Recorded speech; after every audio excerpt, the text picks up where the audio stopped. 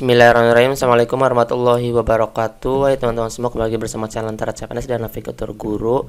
Semangat berjuang. Selamat untuk teman-teman semua yang telah membaca salinan daripada keputusan Menteri Pendidikan, Kebudayaan, Riset dan Teknologi Republik Indonesia di nomor 349/P/2022 tentang petunjuk teknis pelaksanaan seleksi calon pegawai pemerintah dengan perjanjian kerja untuk jabatan fungsional guru pada instansi daerah tahun 2022 ini. Teman-teman pasti sudah membacanya sampai akhir ya, sampai halaman 43. Tapi ada beberapa yang request katanya pengen dijelasin dong isinya lagi gitu kan. Oke. Beberapa saya sudah memberikan tanda-tanda di setiap halamannya. Nanti teman-teman tinggal baca secara lengkapnya di salinan ini ya, di jdih.kemdikbud.go.id. Nah, ini di salinan ini kita coba langsung ke bawah. Setelah teman-teman baca di atasnya, bisa kita langsung ke masalah yang paling teman-teman tunggu-tunggu. Nah di bawah ini tentang kategori pelamar. Nah di kategori pelamar ini banyak sekali yang request saya itu masuk di prioritas berapa, 1, 2, 3 atau umum. Nah di sini sudah dijelaskan teman-teman semua. Pelamar prioritas ini dibagi menjadi 3. Nah pelamar prioritas pertama tentu teman-teman sudah tahu, yaitu peserta yang telah mengikuti seleksi PPK P3K untuk jabatan fungsional guru tahun 2021 dan telah memenuhi nilai ambang batas pemenuhan kebutuhan guru dari kategori pelamar prioritas 1 dilakukan berdasarkan urutan sebagai berikut. Jadi teman-teman yang dikatakan prioritas 1 itu yang teman-teman sudah masuk di ambang batas yang tahun 2021 kemarin. Oke. Nah, urutannya pemenuhan prioritas 1 itu pertama adalah tenaga honor K2 yang memenuhi nilai ambang batas semua ya teman-teman ya. Kemudian guru non ASN, kemudian lulusan PPG, kemudian baru terakhir adalah guru swasta. Ini urutannya untuk penempatan di prioritas pertama. Nah, prioritas kedua itu hanya diperuntukkan untuk tenaga honor K2 yang tidak termasuk dalam tenaga honor K2 pada kategori 1. Jadi, berarti di kategori prioritas 2 ini yang teman-teman yang THK 2 yang belum memenuhi ambang batas. Jadi, yang belum memenuhi ambang batas di THK 2 masuk di pelamar prioritas kedua. Nah, untuk teman-teman di luar THK 2 yang tidak memenuhi ambang batas berarti masuknya di prioritas ketiga. Untuk teman-teman yang guru non ASN kemudian belum memenuhi ambang batas, berarti teman-teman masuk di prioritas ketiga. Oke, di sini ada keaktifan mengajar minimal 3 tahun atau setara dengan 6 semester pada Dapodik. Jadi acuannya adalah di aplikasi Dapodiknya teman-teman. Nah, kemudian ada lagi pelamar umum untuk teman-teman yang lulusan PPG yang terdaftar pada database kelulusan pendidik profesi guru Kemdikbudristek dan pelamar yang terdaftar di Dapodik. Ini tuh yang teman-teman yang tahun kemarin belum bisa mengikuti seleksi tes P3K, jadi masuk di pelamar umum. Walaupun teman-teman sudah di Dapodik belum mengikuti tes P3K tahun kemarin, nah teman-teman masuk di pelamar umum seperti itu. Nah ini persyaratan pelamarnya teman-teman sudah bisa baca sendiri ya, seperti tahun kemarin sih hampir sama. Kemudian langsung kita ke bawah, kita cari lagi yang banyak dipertanyakan oleh teman-teman semua. Nah ini pelamaran. Nah pelamaran ini teman-teman ada yang tanyakan, saya peserta 2021 kemudian masuk di prioritas 1, masuk di prioritas 2, masuk di prioritas 3, apakah wajib daftar lagi nggak di SCSN? Nah di sini sudah ada keterangannya teman-teman. Pelamar yang telah memiliki akun dapat melakukan pengkinian update akun pada portal nasional. Jadi nanti di SCSN teman-teman tinggal login aja untuk teman-teman yang sudah pernah daftar di tahun 2021. Nanti di update ini mungkin ada update yang terbaru gitu ya, ada yang sesuatu yang harus teman-teman isi lagi. Nah untuk yang belum memiliki akun, untuk yang tadi yang kategori umum, pelamar prioritas umum, nah itu masuk di SCSN dan memiliki akun, wajib membuat akun secara daring terlebih dahulu menggunakan nick yang terintegrasi dengan Dukcapil pada portal nasional. Biasa teman-teman ini adanya di SCSN ya teman-teman ya. Nah pelamar mengunggah upload KTP dan sebuah foto ketika membuat akun, ini untuk teman-teman yang pelamar umum. Nah kemudian ke bawah nih teman-teman, pelamar melakukan pemilihan kebutuhan P3K untuk jabatan fungsional guru tahun 2022 yang dibuka lowongannya pada portal nasional. Di sini saya sudah membuat tanda. Pelamar prioritas wajib mendaftar pada sekolah tempat bertugas sepanjang tersedia kebutuhan dan sesuai dengan sertifikat pendidik atau kualifikasi akademik yang dimiliki. Jadi teman-teman diprioritaskan untuk masuk di SD-nya masing-masing, di tempat ngajarnya masing-masing, selagi di situ ada lowongannya, ada kebutuhannya. Nah, kemudian yang B nih, dalam hal tidak tersedia kebutuhan yang sesuai dengan sertifikat pendidik atau kualitas pendidik yang dimiliki pada sekolah tempat bertugas, pelamar prioritas akan mendaftar ke sekolah lain yang masih tersedia kebutuhannya. Di sini udah ada kata-kata yang masih tersedia, teman-teman. Nah, berarti kan cari SD yang masih kosong. Nah, di sini itu ketika teman-teman mengajar atau melamar di SD yang lain, itu tidak bisa menggeser guru yang ada di sekolah itu. Jadi memang benar-benar fresh kalau misalkan sekolah itu tuh memerlukan guru gitu. Oke. Nah, kemudian kita ke bawah lagi. Nah, kita ke bawah di ketentuan seleksi. Nah, di ketentuan seleksi ini teman-teman bisa baca secara detail nih, karena ketentuan seleksi ini yang menentukan teman-teman pelamarnya kemana gitu. Nah, kita baca bersama-sama nih. Di seleksi pengadaan P3 ke jabatan fungsional guru di ketentuan seleksi ini, yang pertama itu pelamar prioritas pertama atau prioritas 1 itu menggunakan kelulusan hasil seleksi tahun kemarin. Ya, berdasarkan kuota penetapan kebutuhan P3 jabatan fungsional guru. Nah, apabila masih tersedia kuota penetapan kebutuhan P3K jabatan guru setelah penempatan pelamar prioritas 1 sebagaimana dimaksud pada angka 1, maka selanjutnya dilaksanakan seleksi kompetensi melalui penilaian kesesuaian bagi pelamar prioritas 2 dan prioritas 3. Jadi, kalau misalkan ada kuota masuk di prioritas 2 dan 3 yang masuk di kuota tersebut setelah pemenuhan kuota prioritas 1. Seleksi kompetensi ini juga diikuti oleh pelamar prioritas 1 yang berasal dari tenaga honorer K2 dan guru non-ASN yang belum ditempatkan di tempat tugasnya dan di sekolah lain. Jadi, bisa saja seleksi kompetensi ini masuk di prioritas 1 yang berasal dari THK dan guru non-ASN. Jadi sebenarnya siap-siap aja sih teman-teman. Kalau misalkan memang kebutuhan atau formasi kebutuhan di daerahnya sangat kecil sekali ya. Nah, kemudian di sini teman-teman, apabila masih tersedia kuota penempatan kebutuhan P3 jabatan fungsional untuk guru setelah seleksi kompetensi melalui penilaian kesesuaian sebagaimana dimaksud pada angka 2, maka selanjutnya dilaksanakan seleksi CAT UNBK bagi pelamar umum. Untuk pelamar umum tetap menggunakan CAT UNBK seperti tahun 2021 kemarin. Seleksi kompetensi ini juga dapat diikuti oleh pelamar prioritas 1 yang berasal dari lulusan PPK dan guru swasta yang belum ditempatkan di tempat tugasnya dan di sekolah lain. Nanti ini gimana nih teman-teman nih? Ya, nanti kalau misalkan yang belum ditempatkan di sekolah lain bagaimana prosedurnya? Tapi teman-teman semua harus siap sih sebenarnya. Kalau misalkan teman-teman harus diuji kompetensi lagi, ya teman-teman harus siap lah untuk menghadapi ini semua. Tapi di jadwal sih prioritas 1 mudah-mudahan kebutuhannya banyak, kemudian bisa langsung ditempatkan ya teman-teman ya. Begitupun dengan prioritas 2 dan 3 dan pelamar umum juga bisa menghadapinya dengan baik dan benar. Kemudian di sini ada tabelnya teman-teman, rencana jadwal seleksinya. Pemeriksaan kebutuhan ini udah semua. Yang paling disorot adalah yang ini teman-teman. Nah, penempatan bagi pelamar prioritas 1. Jadi penempatannya bagi pelamar prioritas 1 itu di bulan Oktober insya Allah ya teman-teman, bulan depan ya. Nah, penempatan prioritas 1 ini sebenarnya teman-teman masuk di SCASN. Nanti di SCASN itu udah terkunci semua. Nah, terkunci semua itu seperti gini. Teman-teman misalkan SDA misalkan memang membutuhkan gitu, karena teman-teman tuh bisa masuk di SDA tersebut. SDA itu misalkan SD yang teman-teman miliki kebutuhan, SD teman-teman lagi nyambat itu udah teman-teman terkunci di SD-nya masing-masing. Kalau misalkan teman-teman pindah ke SD lain berarti ada di situ SD-nya yang masih kosong seperti itu. Nah, pelaksanaan seleksi kompetensi bagi pelamar prioritas 2 dan pelamar prioritas 3 itu di bulan Oktober. Nah, pelaksanaan seleksi kompetensi ini untuk 2 dan 3 ini kan biasa ya, kinerja dan lain sebagainya. Nanti ada di bawahnya dilanjutkan. Nanti kita akan bahas ya.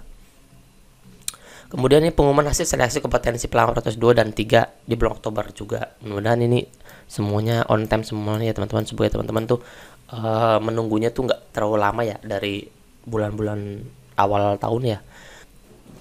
Kemudian lanjut ke bawah juga teman-teman, ini pelaksanaan seleksi kompetensi bagi pelamar umum itu di bulan November setelah prioritas 1, 2 dan 3 selesai baru dilanjutkan di pelamar umum. Nanti teman-teman yang belum tes 2021 teman-teman bisa masuk di pelamar umum ini.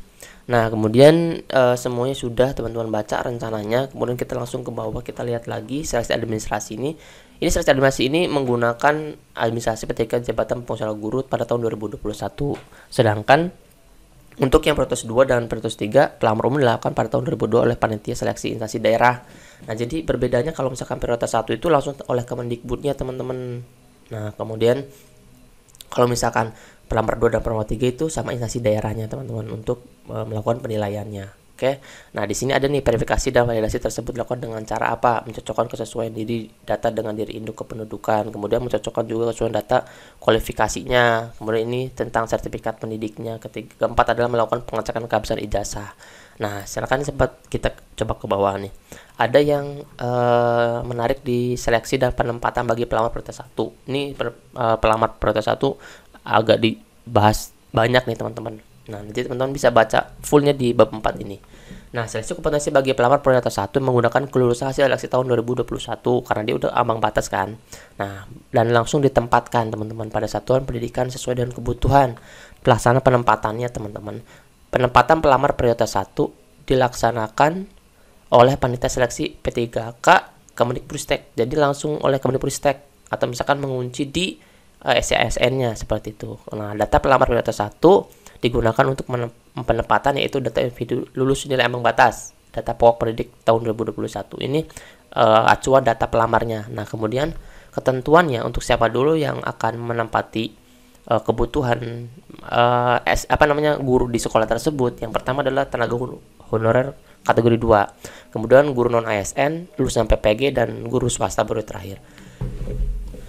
Nah, kemudian di poin B ada pada masing-masing kategori pelamar prioritas 1 sebagaimana dimaksud pada huruf A diurutkan kembali. Ini teman-teman, misalkan di 1 SD tenaga honorer K2-nya ada 2, kebutuhannya ada 1. Berarti kan harus diurutkan lagi mana nilai yang paling besar. Ternyata diambilnya dari nilai kompetensinya dulu yang paling besar siapa. Baru dia bisa masuk di kebutuhan tersebut. Nah, seperti itu. Ini dari 4 ini teman-teman bisa membacanya dan bisa mengurutkannya siapa dulu yang akan masuk di kebutuhan tersebut. Nah, kemudian penempatan pelamar prioritas 1 menggunakan hasil nilai kelulusan seleksi tahun 2021 yang dilakukan 2 kali seleksi, yaitu seleksi 1 dan seleksi kedua. Apabila pelamar mengikuti kedua seleksi tersebut, nilai yang dipakai untuk penempatan mengikuti ketentuan sebagai berikut. Nih, untuk teman-teman yang seleksi 1 dan seleksi 2-nya nggak pindah-pindah jabatan, misalnya gini, SD kemudian ke SMP. Nah, itu kan udah beda jenjangnya teman-teman ya. Nah, kalau misalkan sama tetap di SD, seleksi 1 di SD, seleksi 2 di SD, maka penempatan akan menggunakan nilai akhir yang paling tinggi dari kedua seleksi ini. Kalau misalkan yang paling tingginya seleksi 1, kompetensi 1 ya itu yang akan digunakan. Kalau seleksi 2 ya itu yang digunakan. Tapi apabila pelamar memilih jabatan yang berbeda, tadi saya sudah katakan beda SD pada SMP seperti itu. Pada seleksi kompetensi 1 dan seleksi kompetensi 2, maka penempatan akan menggunakan nilai akhir pada seleksi kompetensi 2 dulu. Oke. Nah, itu sudah jelas ya teman-teman ya. Nah, pelamar prioritas 1 akan ditempatkan di tempat tugas masing-masing atau SD-nya kan. Apabila nih SD-nya itu tersedia penetapan kebutuhan dan sesuai sertifikat pendidik atau kualifikasi akademik yang dimiliki. Nah, teman-teman di sini dalam hal jumlah pelamar prioritas 1, misalkan nih lebih besar dibandingkan dengan jumlah penetapan kebutuhan di tempat tugasnya, maka urutannya sudah jelas tadi. Dimulai dari pelamar yang nilai tertinggi dulu, sebagian dimaksud dengan pada huruf A dan huruf B. Tapi teman-teman, di poin F ini, apabila tidak terdapat penetapan kebutuhan di tempat tugasnya, maka pelamar prioritas akan ditempatkan pada sekolah lain yang tersedia penetapan kebutuhannya. Jadi teman-teman pasti akan mutasi di SD-nya menuju ke tempat yang ada kebutuhannya, tapi tidak menggeser, yang poin G ini, tidak menggeser guru non ASN yang sudah mengajar di sekolah tersebut. Jadi yang di sekolah tersebut, guru tersebut masih aman untuk tidak tergeser oleh teman-teman yang baru masuk ke SD tersebut. Nah, oke. Di pertimbangan penempatan di sekolah lain sebagaimana dimaksud pada huruf F berdasarkan dengan ketentuan sebagai berikut nih, teman-teman. Bagi pelamar tenaga honorer K2 dan guru non ASN dengan nilai tertinggi akan ditempatkan di sekolah yang memiliki kebutuhan guru terendah. Dan bagi pelamar yang lulusan PPG dan guru swasta dengan nilai tertinggi akan ditempatkan di sekolah yang memiliki kebutuhan guru tertinggi. Nah, seperti itu, teman-teman. Nah, ini tahapan penempatannya, teman-teman. Di tahapan penempatan ini bagi pelamar prioritas 1 dimaksud dengan K3 rupa digambarkan pada berikut ini. Penempatan tenaga honorer K2 dulu, kemudian guru non ASN, lulusan PPG, baru guru swasta. Nah, di sini keterangannya ada, teman-teman bisa dibaca lagi. Saya ada yang beberapa yang saya garis bawahi atau saya tandai, teman-teman, di sini. Di penempatan, nah ini di penempatan nih yang penempatan guru non ASN ini. Nah, di sini ada di poin D, E, F adalah apabila tidak terdapat kuota penetapan kebutuhan P3K untuk jabatan pengusaha guru pada instansi daerah di tempat tugasnya sebagaimana dimaksud pada huruf C yang ini. Maka guru non ASN akan ditempatkan pada satuan pendidikan lain yang disediakan kuota penetapan kebutuhan. Nih, teman-teman, kalau misalkan di instansi daerah yang tidak tersedia di tempat tugasnya, maka akan ditempatkan pada satuan pendidikan lain yang tersedia kuota penetapan kebutuhannya.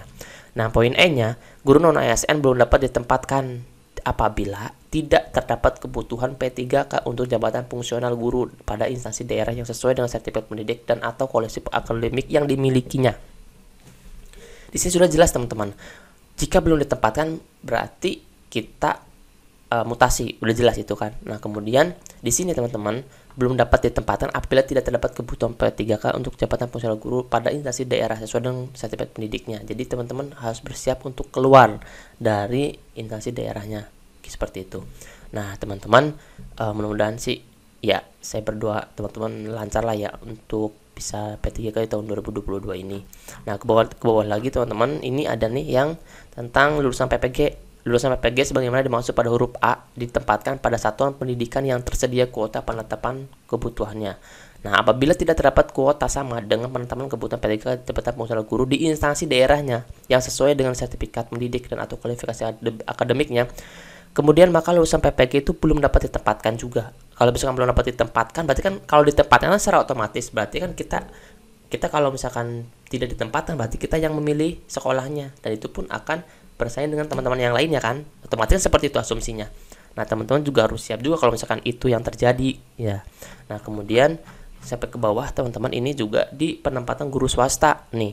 Guru swasta sebagaimana dimaksud pada huruf A ditempatkan pada satuan pendidikan yang tersedia di kuota penetapan kebutuhan seperti sama apabila tidak terdapat kebutuhan P3K untuk jabatan fungsional guru di instansi daerahnya sesuai dengan sertifikat pendidik atau kualifikasi akademik yang dimiliki, maka guru swasta belum dapat ditempatkan. Jadi belum dapat ditempatkan, tapi bisa melamar gitu kan.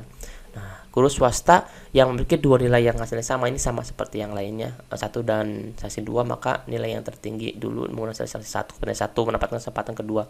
Nah, ini pada instansi daerah dengan menggunakan nilai seleksi kompetensi 1 dulu teman-teman. Nah, teman-teman bisa baca secara mendetail juga di salinan ini ya teman-teman ya.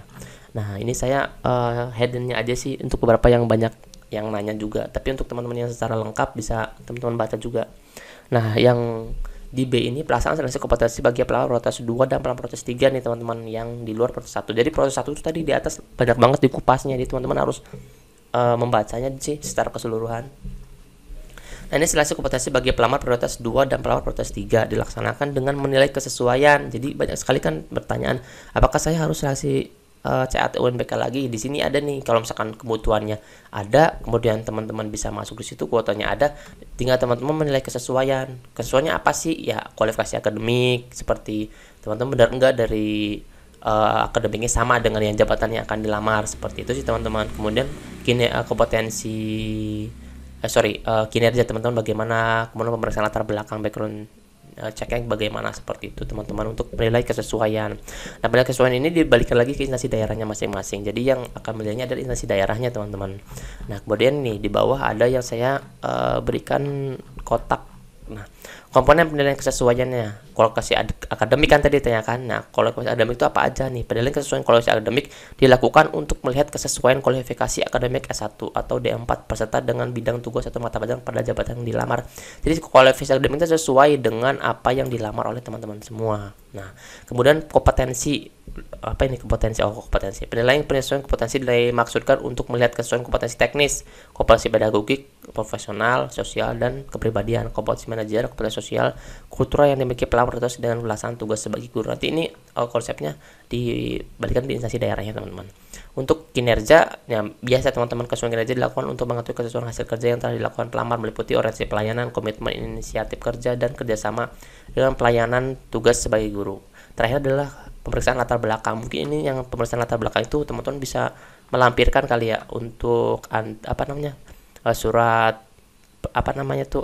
pemeriksaan nafsa seperti itu. Nah, kemudian kita ke bawah lagi. Di sini ada ini bobot penilaian dan pengawas sekolah pembinaan, ini untuk panitia sih teman-teman. Oke teman-teman semua pasti deg-degan lah ya.